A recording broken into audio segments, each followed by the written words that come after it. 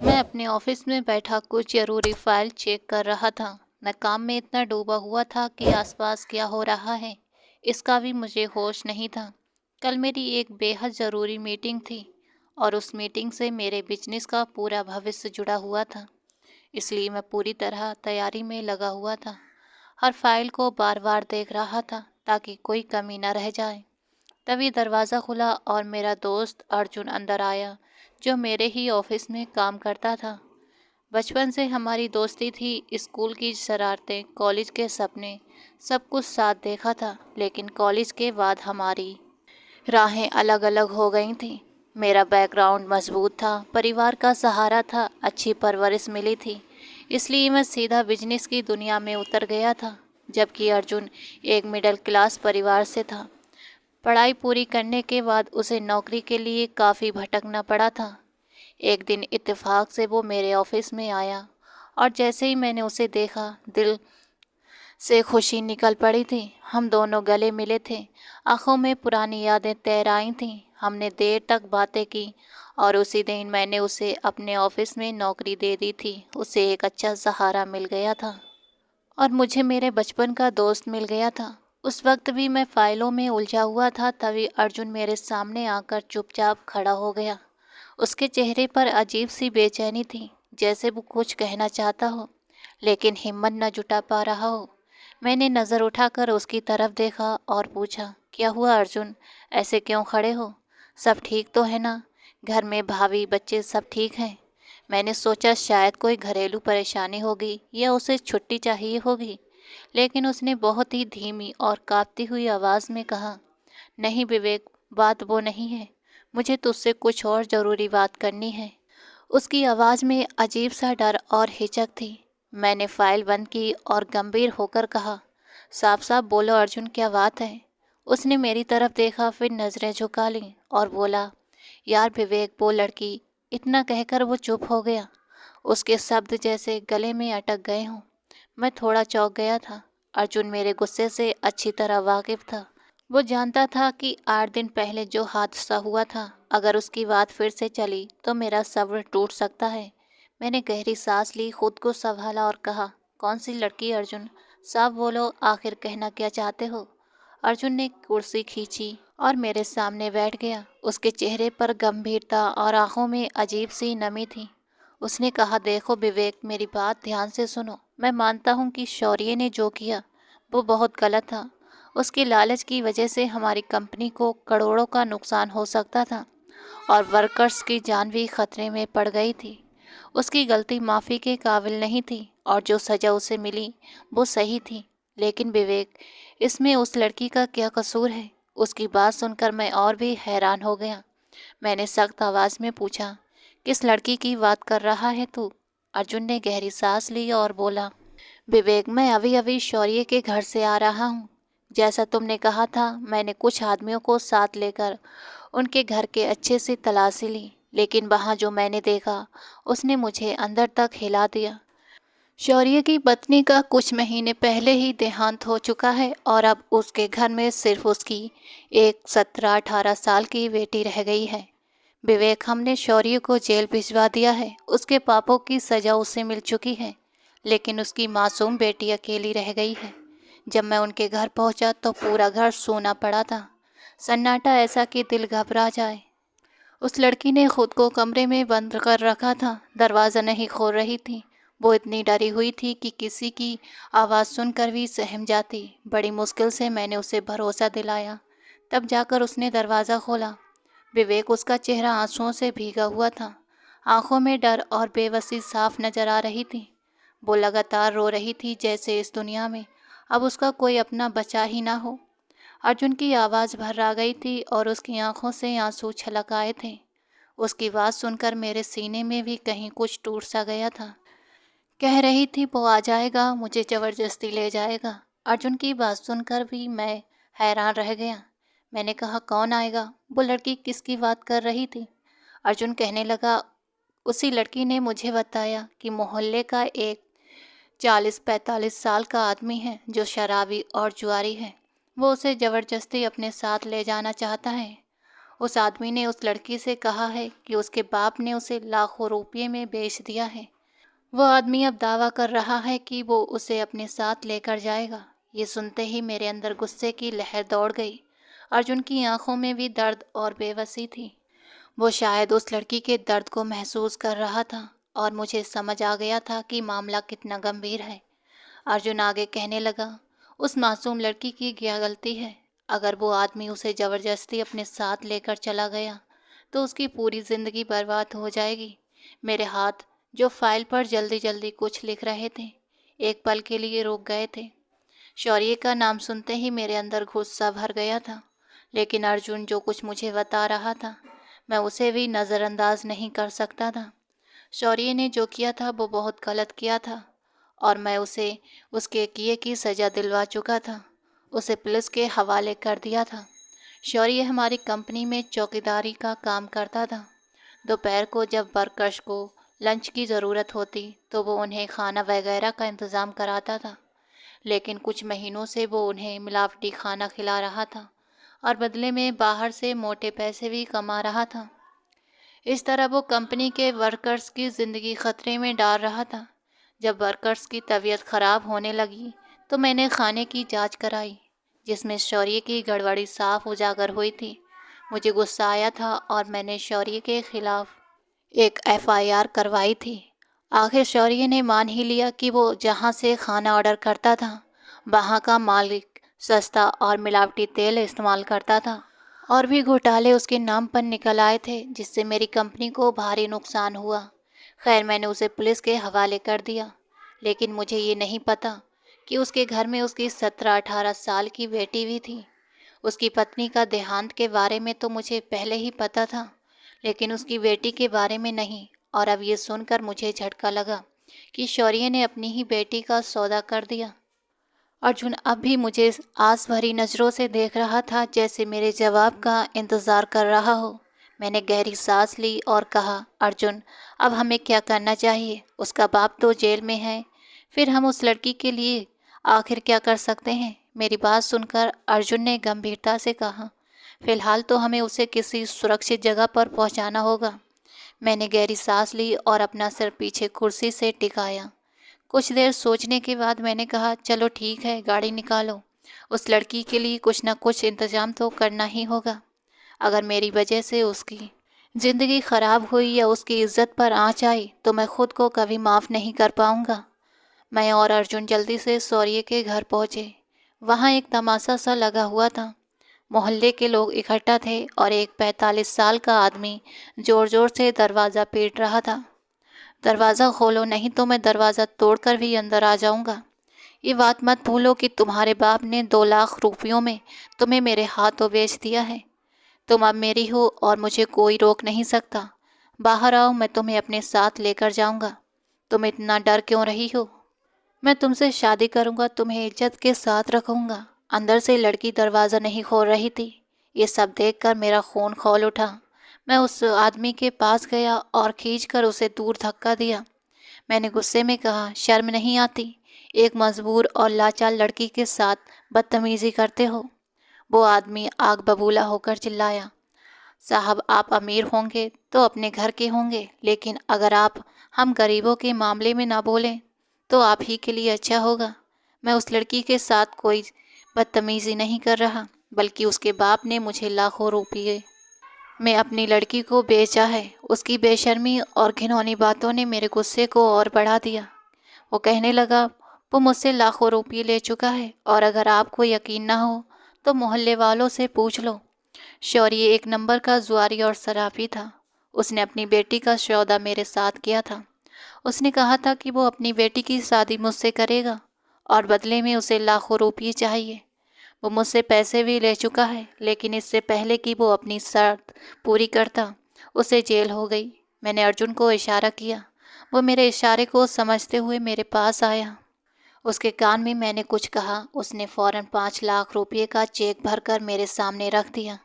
मैंने बिना कुछ कहे उस चेक पर साइन किए और वो चेक उठाकर उस आदमी के मुंह पर फेंकते हुए कहा, लो, तुम्हारे सारे पैसे आज सीधे तुम्हारे मुंह पर हैं। अब यहाँ से निकल जाओ और दोबारा इस घर के आसपास भी मत दिखना। वो आदमी हैरान होकर चेक को घूरने लगा, लेकिन उसकी नीयत साफ नहीं थी। उसने गुस्से से कहा, मुझे ये पैसे नहीं चाहिए, मुझे बस वो लड़की चाहिए, मैं उससे शादी करूँगा। आप होते कौन हैं हमारे बीच आने वाले? मेरा गुस्सा फूट पड़ा। वैसे भी मुझे गुस्सा जल्दी आता था और उसकी ये बेहयाई देखकर मेरा खून उबलने लगा था। मैंने उसे गिरेबान से पकड़ा और ज़ोर से धक्का दिया। मैंने कहा, अभी के अभी यहाँ से चेक उठाओ और यहाँ से दफ़ा हो जाओ। अगर तुमने मेरी बात नहीं मानी तो पुलिस को बुलाकर तुम्हें भी जेल के हवाले कर दूंगा। पुलिस का नाम सुनते ही वो डर गया। उसने जल्दी से चेक उठाया और वहाँ से भाग खड़ा हुआ। मैंने आगे बढ़कर दरवाजे पर दस्तक दी। सुनो, दरवाज़ा खोलो, वो आदमी जा चुका है। अंदर से कुछ हलचल हुई और दरवाज़ा खुल गया। एक लड़की डरी सहमी खड़ी थी और एक औरत भी उसके साथ थी। मैंने उस औरत को कुछ पैसे दिए और कहा, ये पैसे रख लो और घर का खर्च चलाओ। जो कुछ सौरिये ने किया उसकी सज़ा उसे मिलनी चाहिए थी, इसलिए मैंने उसे जेल भिजवाया था। मेरी बात सुनते ही वो लड़की रोने लगी। रोते रोते बोली, मेरे पापा ने कुछ भी गलत नहीं किया था। आपने जानबूझकर मेरे पापा को फंसाया है। आपने मेरे पापा को जेल भिजवाया। आपने मुझे अनाथ बना दिया।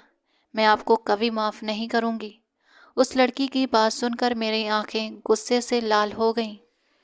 ये लड़की होती कौन है मुझे ये बताने वाले कि मैंने सही किया या गलत? मैंने गुस्से से उसकी ओर देखा और अगले ही पल उसका बाजू पकड़कर उसे झकझोर दिया। मैंने कहा, होश में रहकर बात करो। तुम विवेक माथुर से बात कर रही हो। तुम्हारा बाप गलत आदमी था, इसलिए मैंने उसे जेल दिलवाई थी। तभी वो औरत आगे आई और कहने लगी, साहब माफ़ कर दीजिए, बच्ची है, इसे यकीन ही नहीं हो रहा कि इसका बाप गलत था। इसका बाप इससे हमेशा प्यार से पेश आता, इसलिए इसके मन में अपने बाप के लिए प्यार है और आपके लिए गुस्सा। मैंने उस औरत की बात समझी और लड़की का बाजू छोड़ दिया, लेकिन मैं अब भी यही सोच रहा था कि इस लड़की का क्या होगा। मैंने कहा, लेकिन ये अब अकेली कैसे रहेगी? वो औरत नज़रें चुराते हुए बोली, साहब मैं भी मजबूर हूँ। इसकी माँ मेरी सहेली थी, इसलिए मैं मिलने चली आई थी। अब मैं अपने घर लौट जाऊँगी। लड़की रोते हुए अचानक उस औरत से लिपट गई। मासी, मुझे अपने साथ ले चलो, मैं यहाँ नहीं रह सकती। मनीष फिर आएगा और मुझे ले जाएगा। मोहल्ले वाले भी मुझे चैन से नहीं जीने देंगे। उस औरत ने किसी तरह खुद को लड़की से अलग किया और कहा, बेटा अब तुम अकेले जीने की आदत डालनी होगी, मैं हमेशा तुम्हारे साथ नहीं रह सकती। ये कहकर वो औरत जाने के लिए उठ खड़ी हुई और वो लड़की वहीं रोते रोते बैठ गई। मैंने उससे कहा, सुनो लड़की, रोने की ज़रूरत नहीं है, मैं तुम्हारे रहने और खाने पीने का इंतज़ाम कर दूंगा। चलो अब यहाँ से। और मैं उसका हाथ पकड़कर बाहर लाया, लेकिन तभी मनीष बाहर अपने कुछ आदमियों के साथ खड़ा था। वह मुझे डराने के लिए अपने साथ कुछ अपने जैसे गुंडे साथियों को लेकर आया था। उसकी नज़रें अब भी उस लड़की पर जमी हुई थीं। मुझे उसे फिर से अपने सामने देखकर गुस्सा आया था, लेकिन इस बार वो कुछ गुंडों के साथ था। मैं नहीं चाहता था कि उससे लड़कर मैं अपनी इज्जत खराब करूं, इसलिए मैं गुस्सा पी गया। मनीष अचानक मेरे सामने आकर खड़ा हो गया और बोला, आप इस लड़की को किस हक से लेकर जा रहे हैं? अगर कानून मुझ पर लागू होता है तो कानून आप पर भी लागू होता है। इस लड़की से आपका कोई रिश्ता नहीं है। मैं पुलिस में आपकी शिकायत करूंगा कि आप इस लड़की को ज़बरदस्ती लेकर जा रहे हैं। उसकी बात सुनकर मेरा खून खौल उठा। मैं अभी उसे मारने के लिए आगे बढ़ा ही था, लेकिन अर्जुन ने मेरा हाथ पकड़कर कहा, विवेक ठंडे दिमाग से सोचो, वो आदमी जो कह रहा है वही सही है। तुम इस लड़की को किस रिश्ते से अपने साथ लेकर जा रहे हो? अचानक ही मैंने लड़की का हाथ छोड़ दिया। अर्जुन की बात सही थी, लेकिन मैं अब उलझन में था कि मैं क्या करूं। उस लड़की को अकेले छोड़ भी नहीं सकता था। ये लोग, ये माहौल उसे निगल जाते। सब उसे भूखी निगाहों से देख रहे थे। ऐसे माहौल में वो अकेली नहीं रह सकती थी। उसका मकान भी किराए का था और उसके पास कोई रिश्तेदार भी नहीं था। उस वक्त जल्दबाजी में मेरे दिमाग में बस एक ही ख्याल आया था, मैं उसकी इज्जत और ज़िंदगी बचाना चाहता था। सामने ही एक मंदिर था और मैं बिना कुछ सोचे समझे उस लड़की का हाथ पकड़कर उसे मंदिर में ले गया। उसकी मांग में सिंदूर भरते हुए मैंने कहा, अब ये मेरी पत्नी है और मैं इसे अपने साथ लेकर जा रहा हूँ। किसी में हिम्मत है तो मुझे रोक कर दिखाए। मैंने जो कुछ भी किया था उसे देखकर सबकी आंखें फटी की फटी रह गई थीं। कोई भी कुछ बोल नहीं पा रहा था और वो लड़की भी हैरान और परेशान थी। उसकी आंखों में हैरानी थी, जैसे उसे यकीन ही नहीं हो रहा हो कि ये सब सच में हो गया था। तभी मंदिर के पंडित जी आगे बढ़े और बोले, बेटा, जब तुमने इसकी मांग में सिंदूर भर ही दिया है तो उसे पूरी तरह अपनी पत्नी की तरह अपनाओ और सारे रीति रिवाज पूरे कर लो। मैंने उसकी मांग में फिर से सिंदूर भरा, अग्नि के फेरे लिए और उसके गले में मंगलसूत्र भी पहनाया। पंडित जी ने विवाह मंत्रों का उच्चारण किया। सब कुछ इतनी जल्दी में हुआ कि मैं समझ ही नहीं पा रहा था कि आगे क्या होगा। उस वक्त मैं अपनी मंगेतर को भी पूरी तरह भूल चुका था, जो फिलहाल मेरे ही घर पर थी और मेरा बेसब्री से इंतजार कर रही थी। जिस लड़की से मैंने शादी की थी, जिसका नाम आराध्या था, वो मंदिर में नहीं रुकी। वो फिर सीधा भागती हुई अपने घर चली आई और उसकी मासी भी उसके पीछे पीछे चली गई। मैं बस वहीं खड़ा उसे जाता देखता रहा। मैंने पंडित जी को कुछ पैसे दिए और फिर मंदिर से बाहर आ गया। अर्जुन भी मेरे पीछे पीछे आया। मोहल्ले वालों की भीड़ अब एकदम खामोश हो चुकी थी। मनीष भी अपने आदमियों को लेकर जा चुका था, क्योंकि अब किसी बहस की गुंजाइश ही नहीं बची थी। शायद उसे अपने 5 लाख रुपयों की चिंता थी कि कहीं मैं गुस्से में उससे वो 5 लाख रुपये का चेक छीन न लूं। जब मैं आराध्या के घर पहुंचा तो अंदर से उसके रोने और सिसकने की आवाज़ें आ रही थीं। वो फूट फूट कर रो रही थी और अपनी मासी से कह रही थी, नहीं, मैं उसके साथ नहीं जाऊंगी। मैं मर जाऊंगी लेकिन उसके साथ नहीं जाऊंगी। वो बहुत बुरा आदमी है। वो पत्थर दिल और निर्दयी आदमी है। उसने मेरे पापा को सज़ा करवाई है। तब उसकी मासी ने उसे प्यार से समझाने लगी, बच्ची, अब तेरी शादी हो चुकी है। अब वो तेरा पति है। अब तू उससे भाग नहीं सकती। जल्दी खुद को तैयार कर ले और विदाई की तैयारी कर ले। मैंने आगे बढ़कर एक नज़र आराध्या पर डाली, जो हल्के नीले रंग का सलवार सूट पहने हुए थी। वो मेरे स्तर की बिल्कुल भी नहीं थी, लेकिन जल्दबाजी और मजबूरी में मैंने ये बड़ा फैसला ले लिया था। मैं जैसे ही उसके और करीब बढ़ा, मैंने फिर से उसका आवाज़ सुनी। उसने मुझे नहीं देखा था क्योंकि उसकी पीठ मेरी तरफ थी। वो कहने लगी, मासी, आप जानती हैं ना, मैं निखिल से प्यार करती हूँ। आपने मेरी शादी क्यों नहीं रोकी? आपने तो मेरी माँ से वादा किया था कि आप अपना वादा इतनी जल्दी कैसे भूल गई? क्या मेरी माँ के मरते ही सारे रिश्ते भी ख़त्म हो गए थे? आपने तो मेरी माँ को अपनी सगी बहन से भी बढ़कर माना था। फिर आपने ऐसा होने कैसे दिया? उसकी मासी की आंखों में भी आंसू आ गए थे। मुझे माफ़ कर दे आराध्या, मैं मजबूर थी। मैं तुझे अपने घर की बहू नहीं बना सकती थी, क्योंकि मेरा बेटा तो मान जाता, लेकिन मेरे पति इस रिश्ते के लिए कभी तैयार नहीं होते। आराध्या विलखते हुए बोली, मैं निखिल से बहुत प्यार करती हूँ। प्लीज़ मेरी शादी उससे करवा दीजिए, लेकिन इस जालिम इंसान के साथ मैं नहीं जाऊँगी। मुझ पर ऐसे जुल्म मत करिए। मुझे अपने साथ ले चलो मासी। आराध्या की ये फरियाद सुनते ही मेरा चेहरा गुस्से से लाल हो गया था। एक तो मैंने उस लड़की को सहारा दिया था, उसकी इज्जत बचाई थी और उसे विवेक माथुर जैसे बड़े बिजनेसमैन की पत्नी बनने का सौभाग्य दिया था, और ये इस रिश्ते की कद्र भी नहीं कर रही थी, बल्कि मेरी पत्नी होते हुए किसी गैर मर्द का नाम ले रही थी। ये सब सुनते ही मेरा गुस्सा चरम पर पहुंच गया था। मैंने झटके से उसका हाथ पकड़ा और उसके बाजू को जोर से दबोच लिया। मैंने गुस्से में कहा, क्या कहा तुमने? दोबारा कहो। आराध्या की आंखों से आंसू बहने लगे। वो दर्द से करा उठी। उसकी मासी ने डरते हुए उसे मुझसे छुड़ाने की कोशिश की। साहब, बच्ची है, छोड़ दीजिए, समझ जाएगी। प्लीज़ इसे माफ़ कर दीजिए। धीरे धीरे रिश्ते को स्वीकार भी कर लेगी, उसकी मासी ने हाथ जोड़कर कहा। लेकिन मेरा गुस्सा कम होने का नाम नहीं ले रहा था।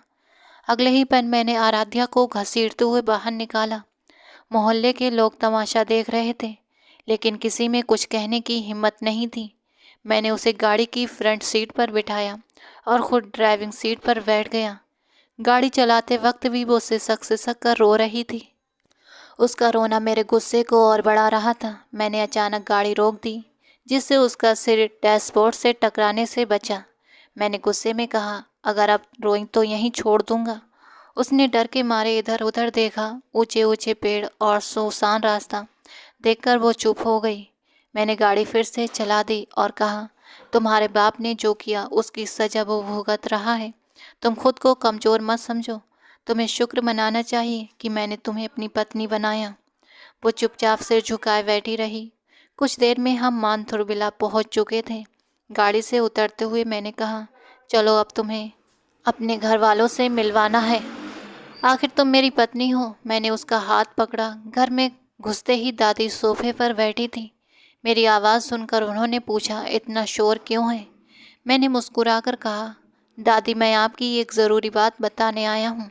ये लड़की जो मेरे साथ है कोई मामूली लड़की नहीं है। तभी अनन्या जो मेरी मंगेतर थी गुस्से में आगे बढ़ी और बोली, विवेक ये कौन है? तुम इसे यहाँ क्यों लाए हो? मैंने शांत होकर कहा, अनन्या घबराओ मत, ये मेरी पत्नी नहीं है। ये बस दादी की देखभाल के लिए रखी गई है। इसका नाम आराध्या है। अनन्या की माँ ने सुकून की सांस ली और आराध्या को डांटते हुए कहा, यहाँ खड़ी क्या है? अब तो इस घर की नौकरानी है और किचन का काम संभालेगी। तभी दादी ने सख्ती से कहा, ये लड़की सिर्फ मेरा ख्याल रखेगी और कोई इसे परेशान नहीं करेगा। दादी की बात सुनकर अनन्या और उसकी माँ चुप हो गईं। पिछले 6 महीने से वे हमारे ही घर में रह रहे थे। अनन्या मेरी मंगेतर थी जो अमेरिका से आई थी, लेकिन मैंने उससे हमेशा दूरी बनाए रखी थी। लेकिन अब इस सिचुएशन में मैंने खुद को फंसाया हुआ पाया था, तो मुझे समझ नहीं आ रहा था कि क्या करूं। मैं एकदम बुरी तरह घबरा गया था। दादी आराध्या को अपने साथ अपने कमरे में ले गई और मैं सोचता रह गया कि मैंने अपनी ज़िंदगी का ये क्या कर डाला है। आराध्या दादी के कमरे में पहुंची तो दादी का कमरा देखकर हैरान रह गई थी। इतना बड़ा कमरा, वो भी एक अकेली औरत का। दादी ने मुस्कुराते हुए कहा, मेरा पोता मेरे दिल का टुकड़ा है और वो भी मुझसे बहुत प्यार करता है। उसने अपनी कोठी का सबसे बड़ा कमरा मुझे दिया है और मैं किसी को भी इसमें घुसने नहीं देती। तुम खुद को खुशकिस्मत समझो कि तुम मेरे लिए बहुत ख़ास हो, क्योंकि मेरा पोता ख़ास तुम्हें मेरे लिए लेकर आया है। मैं तुम्हें नौकरानी तो नहीं कहूँगी क्योंकि तुम तो एक जान जैसी हो, कहीं से भी नौकरानी नहीं लगती, दादी ने हंसते हुए कहा। तभी दादी की नज़र दरवाजे पर पड़ी जहाँ मैं काफ़ी देर से उन दोनों की बातें सुन रहा था। दादी ने मुझे देखा तो मुस्कुराते हुए बोली, विवेक वहाँ क्यों खड़े हो, अंदर आओ ना। अच्छा एक बात तो बताओ, ये लड़की तुम्हें कहाँ से मिली और तुम इसी को नौकरानी बनाकर क्यों लाए? कोई मामूली सी लड़की भी तो हो सकती थी ना। ये सुनते ही मेरे चेहरे का रंग बदल गया। मेरी नज़रें आराध्या पर ठहर गई थीं। मैंने पहली बार आराध्या को गौर से देखा था। वो वाकई बेहद खूबसूरत थी। सफ़ेदी में गुलाबी घुली रंगत, तराशे हुए गुलाबी होठ और बड़ी बड़ी आंखें किसी को भी अपने जादू में जकड़ सकती थीं। मैं तो उसे नज़र ही नहीं हटा पा रहा था, लेकिन कुछ देर पहले कहे उसके शब्द मेरे दिमाग में घूमने लगे जब वो अपनी मासी से रो रो कर कह रही थी, मैं इस जालिम के साथ नहीं जाऊंगी। ये बुरा आदमी है, मैं निखिल से प्यार करती हूँ, मेरी उससे शादी करवा दें, मुझे अपने साथ ले जाएं। उसकी बातें याद आते ही गुस्से के मारे मेरी रगें फिर से उभर आई थीं और उसकी खूबसूरती के आगे मेरा गुस्सा जीत गया था। मैं गुस्से में बोला, दादी खूबसूरती में क्या रखा है? अगर नौकरानी है तो वो नौकरानी ही रहेगी, भले ही कितनी खूबसूरत क्यों ना हो, वो मालकिन कभी नहीं बन सकती। मैंने नाक से मक्खी उड़ाने की तरह आराध्या पर एक नज़र डाली। दादी ने मेरे कान खींच लिए। खबरदार, जो तूने ऐसी बातें की तो इसे नौकरानी नहीं कहेगा। ये मेरी बच्ची जैसी है, कितनी मासूम सी है। हाँ, ये मेरी देखभाल करेगी, लेकिन नौकरानी बनकर बिल्कुल भी नहीं, मेरी बेटी बनकर, समझा तू? अब इसे गेस्ट रूम में छोड़ कर आओ, अब से ये वहीं रहेगी। मैंने कहा, दादी आप ये कैसी बातें कर रही हैं? गेस्ट रूम तो मेहमानों के लिए होता है, नौकरों के लिए नहीं। मैं इसे सर्वर क्वार्टर में छोड़ कर आता हूँ। दादी ने फिर से मेरे कान खींचे। खबरदार, जो इसे सर्वर क्वार्टर में छोड़गा, ये गेस्ट रूम में ही रहेगी और ये मेरा हुक्म है। जाओ इसे गेस्ट रूम में छोड़ कर आओ और फिर मुझे मंदिर छोड़ दो, सुबह से इंतज़ार कर रही हूँ। मैंने कहा, दादी किसी नौकर को बुला देती, ड्राइवर को बोल देती, वो आपको छोड़ देता। दादी बोली, ना बाबा ना, मैं किसी ड्राइवर के साथ नहीं जाऊंगी। मैंने उस अनन्या से कहा था, चल तू ही मुझे मंदिर छोड़ दे, लेकिन वो लड़की तो मंदिर और भगवान के नाम से ऐसे दूर भागती है। जैसे उसे करंट लग गया हो। तौबा तौबा, आजकल की लड़कियां फैशन के नाम पर संस्कृति ही भूलती जा रही हैं। अनन्या के नाम पर दादी ने मुंह बना लिया था। अनन्या से मंगनी मेरे पापा की पसंद से हुई थी, क्योंकि अनन्या मेरे पापा के दोस्त की बेटी थी। दादी ने इसमें कोई मर्जी शामिल नहीं थी। खैर, मैं आराध्या को गेस्ट रूम में छोड़ने चला गया। गेस्ट रूम में पहुंचते ही मैंने आराध्या को बेड पर धक्का देते हुए गुस्से से कहा, ये मत भूलना कि गेस्ट रूम मिलने से तुम इस घर की मालकिन बन गई हो। ज़्यादा होशियारी मत दिखाना और घर वालों के सामने जुबान खोलने की ज़रूरत नहीं है। मैंने तुम्हें सहारा दिया है, तुम्हें लोगों की गंदी नज़रों से बचाया है, तो इसी बात पर शुक्र मनाओ कि तुम यहाँ सुरक्षित हो, समझी। वो जल्दी से बेड पर से उठकर खड़ी हो गई, क्योंकि मैं धीरे धीरे उसके करीब बढ़ रहा था और शायद वो मेरे इरादे समझ गई थी। पता नहीं क्यों उसका चेहरा मेरे दिल में हलचल मचा रहा था। मेरा जी चाहा कि बस एक बार उसके गालों की नरमी महसूस करूं। वो पीछे हटने लगी। अचानक मेरा हाथ उसके गाल पर चला गया। उसने फौरन मेरा हाथ हटा दिया। उसकी इस हरकत पर मुझे गुस्सा आ गया। मैंने उसे खींचकर अपने करीब कर लिया और अपने सीने से लगा लिया। मैंने कहा, हिम्मत कैसे हुई मेरा हाथ हटाने की? पत्नी हो मेरी, हक रखता हूँ तुम पर। चाहूँ तो अभी, लेकिन अभी नहीं, मेरा मूड नहीं है। ये कहते हुए मेरी उंगलियां उसके गुलाबी होठों को छू गईं और अगले ही पल मेरे होठ उसके होठों से लग गए। मेरे ऊपर अजीब सी मदहोशी छाने लगी और वो खुद को छुड़ाने की कोशिश कर रही थी। अपने नाजुक हाथों से वो मुझे धक्का दे रही थी और अगले ही पल मैं उससे दूर हुआ। उसकी आंखों में बेबसी थी। पता नहीं क्यों मुझे उस लड़की को तंग करने में मज़ा आ रहा था। मैंने शरारत से मुस्कुराते हुए कहा, क्यों, क्या इरादा है? जो काम रात को करना चाहिए अभी कर लेते हैं। आखिर को आज हमारी सुहाग रात जो है, मैं रात तक का इंतज़ार नहीं कर सकता। बड़ी जालिम चीज़ हो, दिल की धड़कनें शोर मचाने लगी हैं। ये कहकर मैंने उसे और भी कसकर खींचा। मेरी बात पर उसकी आंखों में आंसू आ गए। उसकी बेबसी मुझे मजा दे रही थी। उसे सताकर मेरे दिल को बड़ा सुकून मिल रहा था। जब उसने हकलाते हुए कहा, प्लीज़ प्लीज़ मेरे करीब मत आइए, मुझे डर लग रहा है, और उसकी इस बात पर मेरे चेहरे पर एक मुस्कान आ गई थी, जिसे मैंने जल्दी ही छुपा लिया। वो लड़की मुझे कोई जालिम समझ रही थी, जो उस नाजुक सी शहजादी के साथ जुल्म करना चाहता था, और मुझे उसकी सोच पर हंसी आ रही थी। तभी बाहर दरवाजे पर दस्तक हुई। मैं एकदम हड़बड़ा गया और उसे खुद से दूर किया। मैंने कहा, जाओ दरवाज़ा खोलो और किसी को मत बताना मैं यहाँ तुम्हारे साथ था। ओके। वो जल्दी से सिर हिलाते हुए मुझसे दूर हटी थी, जैसे वो इसी मौके की तलाश में हो। मैं पिछले दरवाजे से निकल गया। जाते जाते मैंने आवाज़ सुनी। दरवाजे पर अनन्या थी। मुझे पता था वो अनन्या अपना गुस्सा इस लड़की पर ज़रूर निकालेगी, लेकिन मुझे दादी को मंदिर पहुंचाने की जल्दी थी, इसलिए मैं वहां से निकल आया। और फिर वाकई अनन्या ने आराध्या पर अपना खूब गुस्सा निकला था। उसने आते ही आराध्या को बालों से कसकर पकड़ा। तुम्हारी हिम्मत कैसे हुई यहाँ गेस्ट रूम में आने की? तुम्हारी औकात इतनी नहीं है कि तुम यहाँ इस रूम में रहो। अभी के अभी अपना सामान उठाओ और सर्वर क्वार्टर में जाकर रहो, समझी?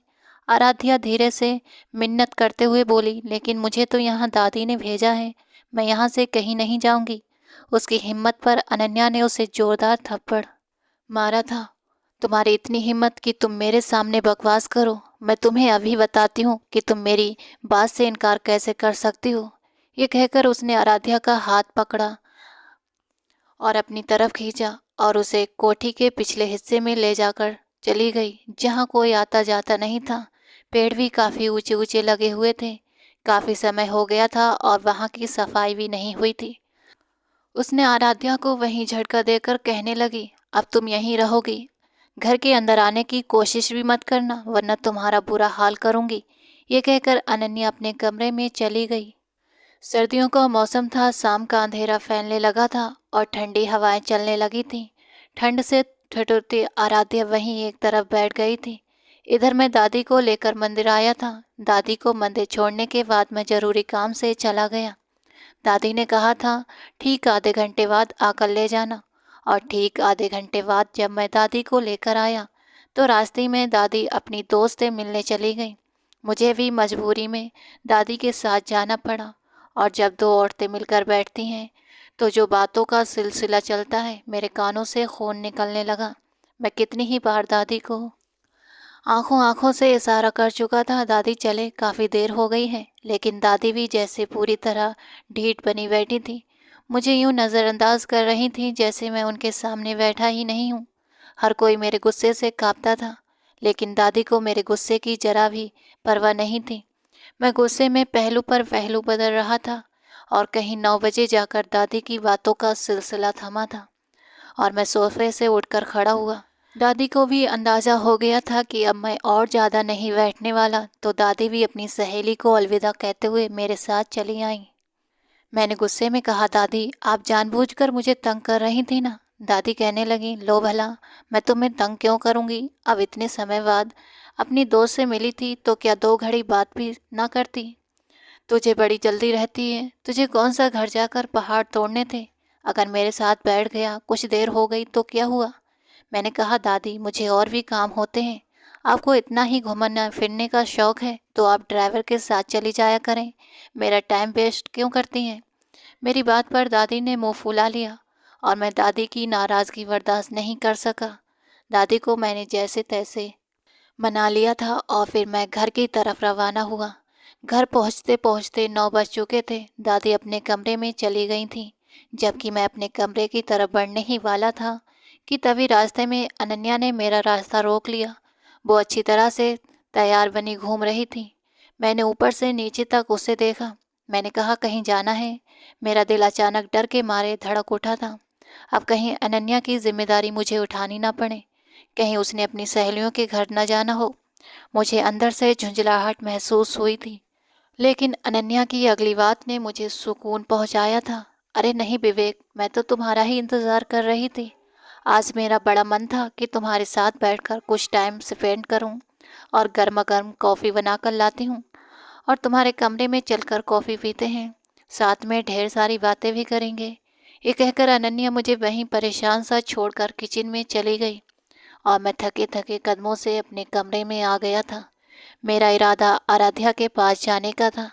मैंने दिल में उसे काफ़ी तंग किया था, काफ़ी परेशान किया था। मैंने सोचा था कि मैं उससे माफ़ी मांग लूँगा और उसे समझाने की कोशिश करूँगा कि धीरे धीरे सब कुछ ठीक हो जाएगा, लेकिन अभी फ़िलहाल मैं अपने रिश्ते को इतनी जल्दी उजागर नहीं कर सकता था।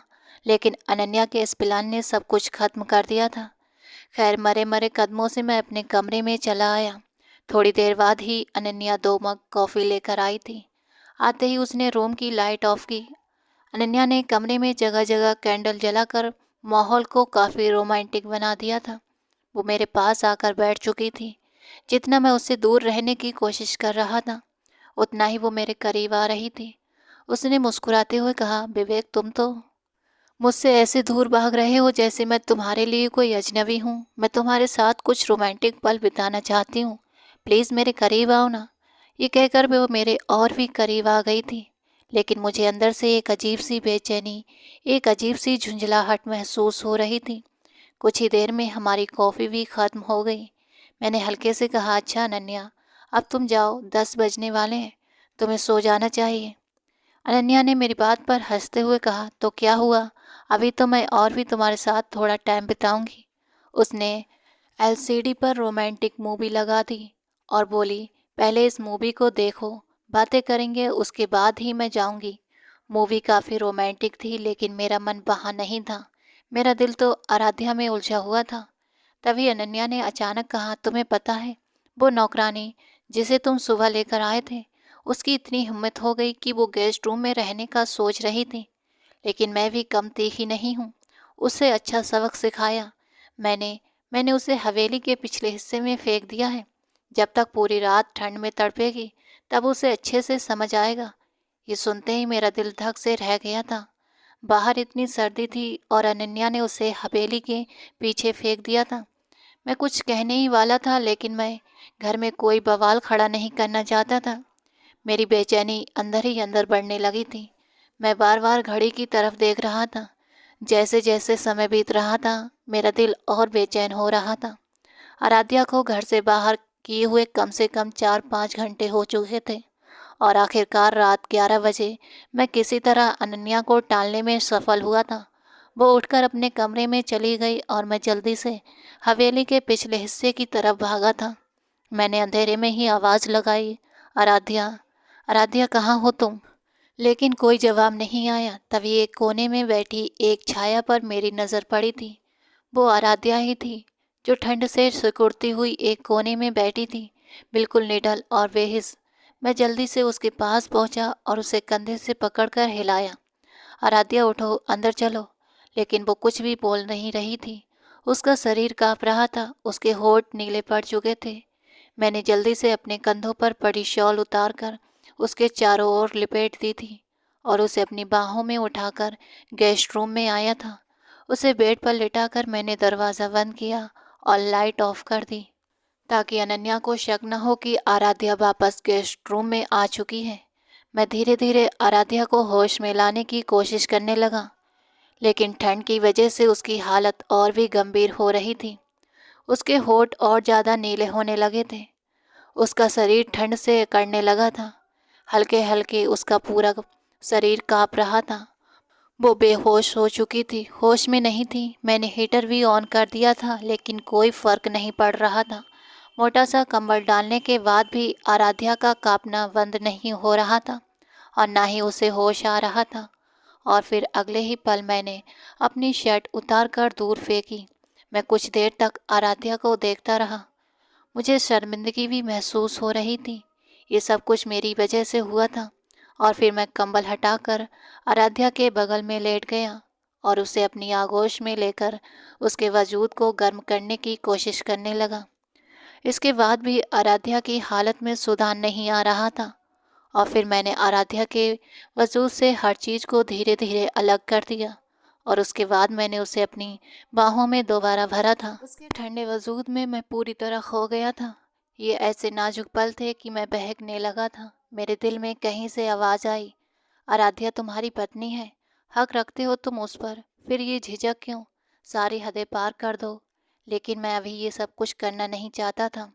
आराध्या अभी बेहोश थी और बेहोशी की हालत में ये सब कुछ करना मेरे ज़मीर को गवारा नहीं था।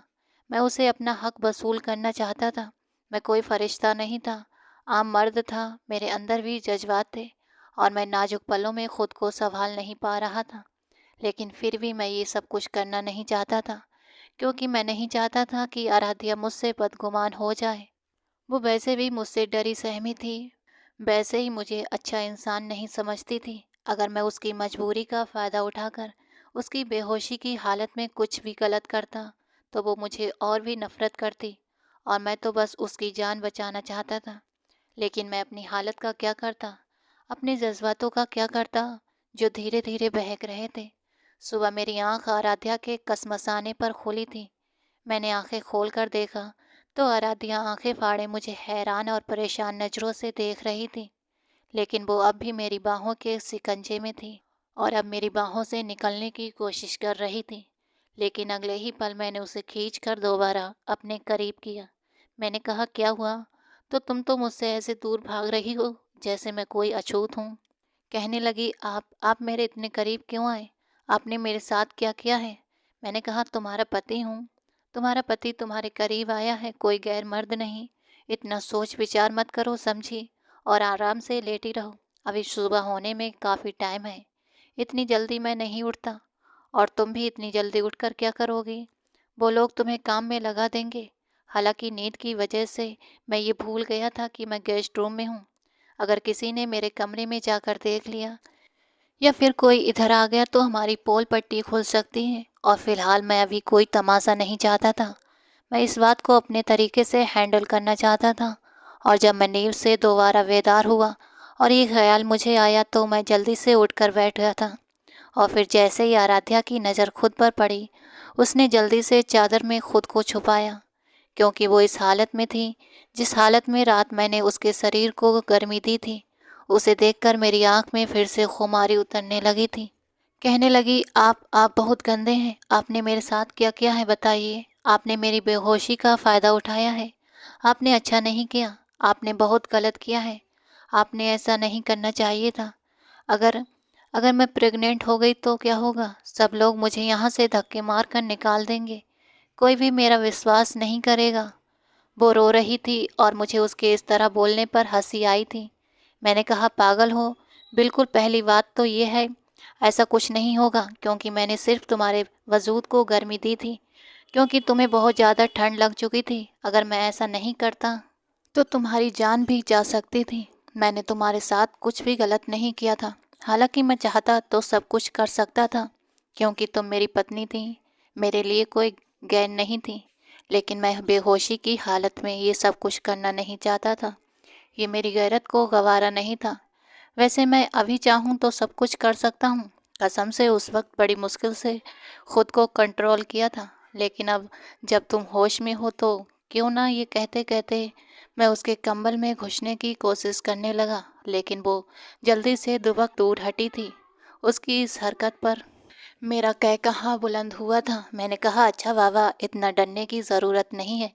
मैं बाहर जा रहा हूँ और ज़्यादा सोचने की और इस छोटे से दिमाग पर जोर डालने की कोशिश मत करो। तुम कोई माँ नहीं बन रही, और मान लो अगर तुम मेरे बच्चे की माँ बन भी गई तो इसमें गलत क्या है? पत्नी हो मेरी, शादी की है मैंने तुमसे। अगर तुम मेरे बच्चे की माँ बनोगी तो क्या किसी दूसरी औरत को अपने बच्चे की माँ बनाऊंगा? मेरी बात पर उसने चौंक कर मुझे देखा था। मेरे चेहरे पर खिलती हंसी को भी महसूस किया था और जल्दी से उसने अपनी नज़रें झुका ली थीं। कहने लगी, लेकिन आप मुझे अपनी पत्नी मानते कब हैं? आपने सिर्फ मुझसे शादी की है, लेकिन आपने अभी तक इस बात को किसी के सामने स्वीकार नहीं किया है। सब लोग तो मुझे ही गलत समझेंगे ना।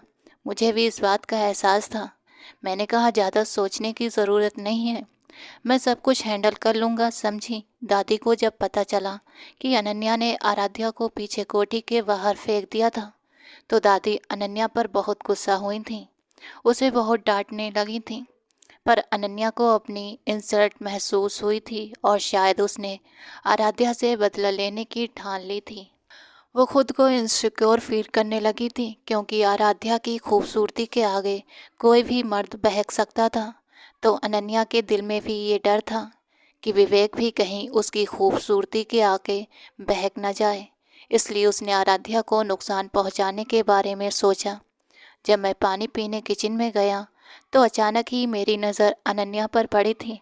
मुझे ऐसे लगा जैसे अनन्या कुछ घबराई हुई सी थी। मैं एकदम चौंक गया था। मेरे दिल में कुछ खटका हुआ था और अचानक ही मेरी नज़र अनन्या के हाथ पर पड़ी।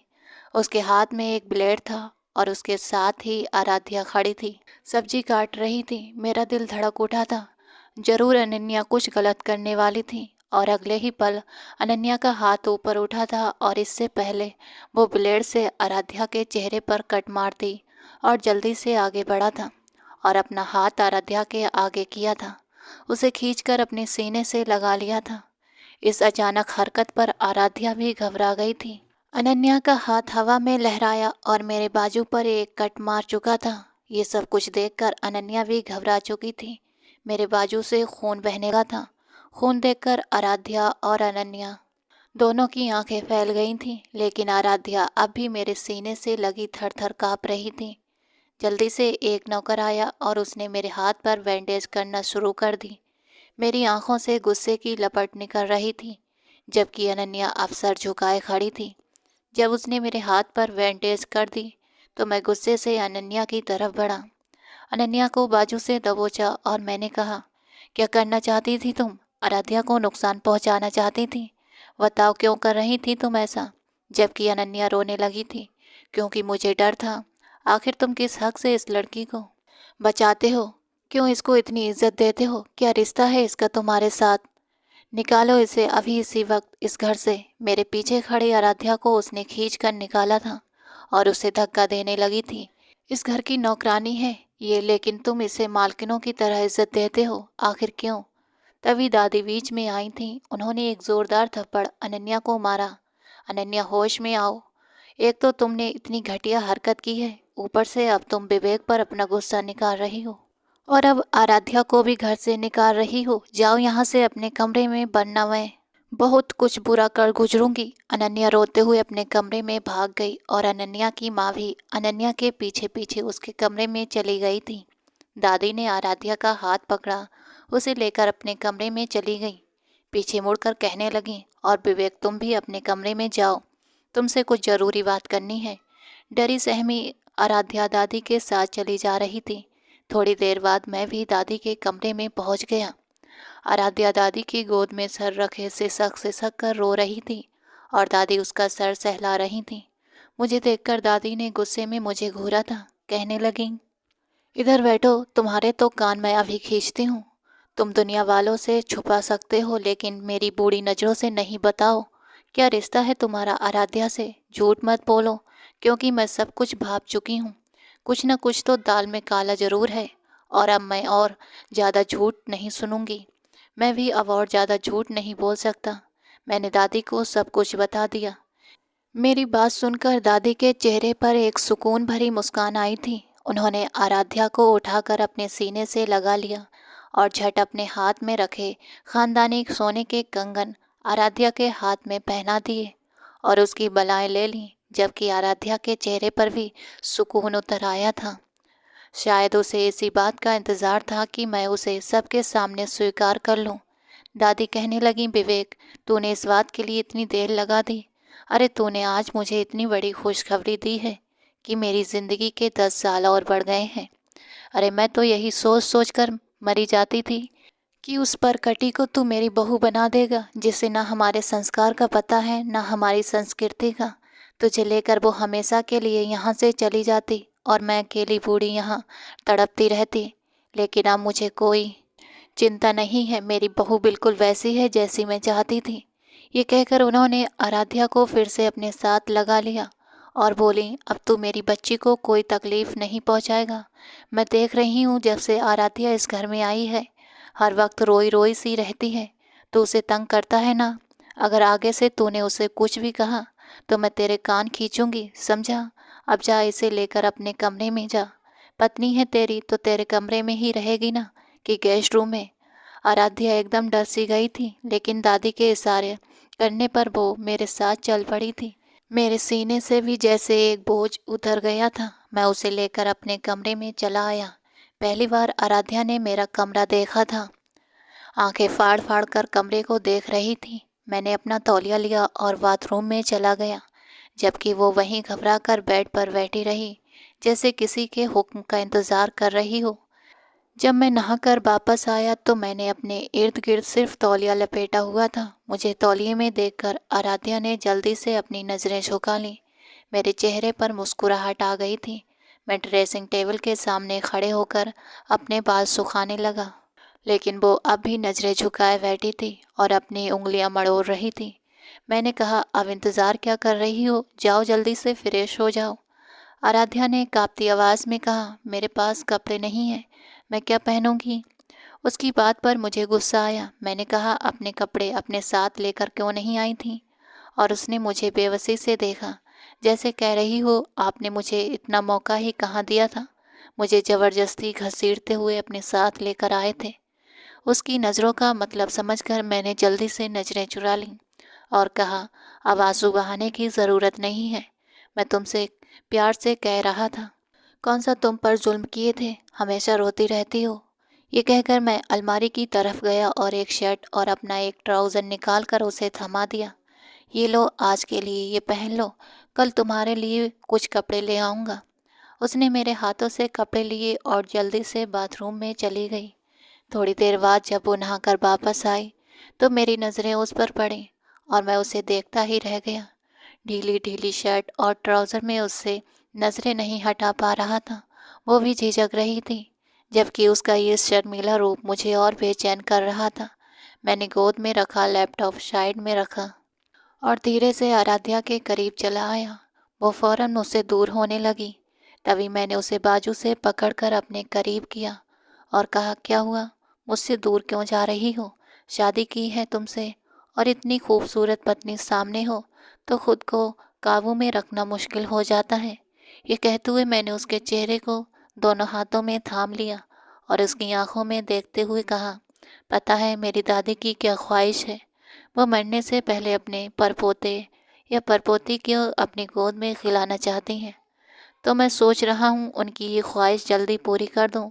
खैर, अब जब दादी को पता चल गया है कि तुम मेरी पत्नी हो तो सुबह तक घर में हलचल तो होगी ही। तो क्यों ना उससे पहले इस रात को यादगार बनाया जाए और अपने रिश्ते की नई शुरुआत की जाए। मेरी बातें सुनकर आराध्या का चेहरा शर्म से लाल हो गया था। मैंने आराध्या को अपने बाजुओं में उठाया और बेड पर ले आया और फिर मैं उस पर झुकता चला गया था। कुछ देर तक आराध्या ने मुझसे बचने की कोशिश की थी, लेकिन वो मेरे प्यार की शिद्दत से कब तक बच पाती। शायद वो शुरू से डर रही थी कि मैं उस पर सख्ती करूँगा या गुस्सा करूँगा, इसलिए वो मुझसे बचने की कोशिश कर रही थी। लेकिन जैसे जैसे मैंने उसे प्यार और नरमी से अपनापन देकर संभाला, उसने खुद को मेरे हवाले कर दिया।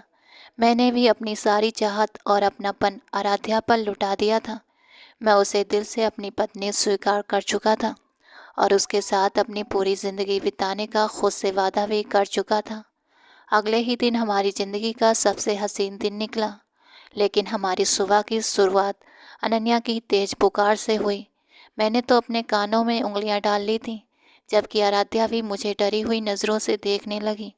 मैंने उसे अपने करीब किया और कहा, डरने की ज़रूरत नहीं है, सब कुछ ठीक हो जाएगा। जब मैं कमरे से बाहर निकला तो अनन्या चीख कर बोली, क्यों किया तुमने ये सब, बताओ ना। जाने कब से मैं तुम्हारे नाम पर बैठी थी और तुमने उस मामूली सी नौकरानी को अपनी पत्नी बना लिया। क्यों किया ऐसा?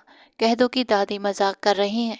वो जुनून में थी और मुझे कॉलर से पकड़कर झकझोर रही थी। मैंने उसे खुद से अलग किया और गहरी सांस लेकर शांत आवाज़ में कहा, अनन्या, दादी जो कह रही हैं वो सच है। कुछ ऐसे हालात बन गए थे कि मुझे आराध्या से शादी करनी पड़ी। मेरी मजबूरी समझो। वो बोली, ठीक है, तुमने मजबूरी में शादी की थी ना, अब वो मजबूरी ख़त्म हो गई है, तुम उसे छोड़ दो, मैं तुमसे शादी कर लूँगी। तुम आराध्या की शादी किसी और से करा दो, मैं तुम्हारे बिना नहीं रह सकती। मैंने कहा, पागल मत बनो, शादी कोई खेल नहीं है। यह मेरी पत्नी है और अब मेरी पत्नी बनकर ही इस घर में रहेगी और तुम्हें ये बात स्वीकार करनी होगी।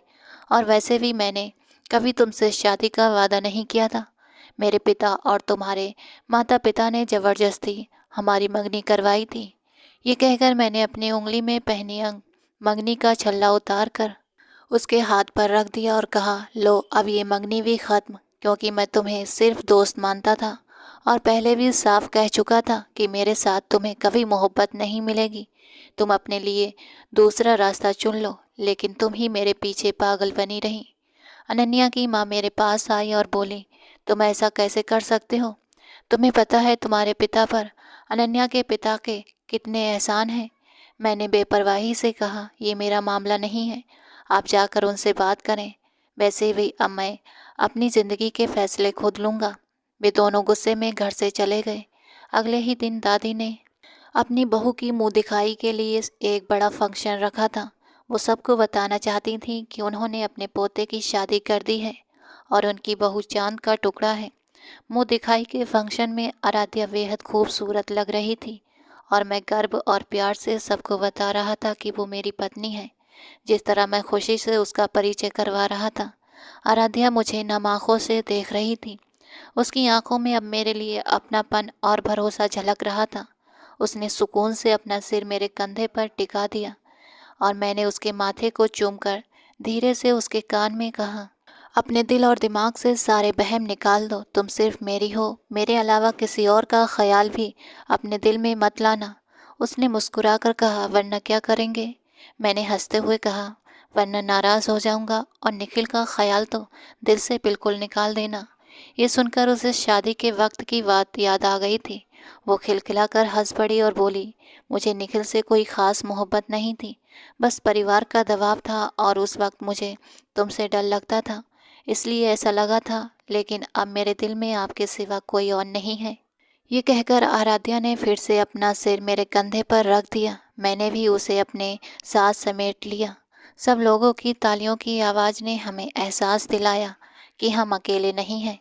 आराध्या के गाल शर्म से लाल हो गए थे, जबकि मेरे चेहरे पर हल्की सी मुस्कान आई थी। दादी हमें प्यार भरी नज़रों से देख रही थीं और नज़रों ही नज़रों में हमारी बलाएं ले रही थीं। जाते जाते कहानी को लेकर अपनी राय ज़रूर दीजिएगा, ताकि हमें ये हौसला मिल सके कि आप लोगों को हमारी कहानियाँ पसंद आ रही हैं। अगर कहानी अच्छी लगी हो तो लाइक ज़रूर करें और रोज़ नई कहानी सुनने के लिए हमारे चैनल को सब्सक्राइब करें। मिलते हैं दोस्तों अगली कहानी में।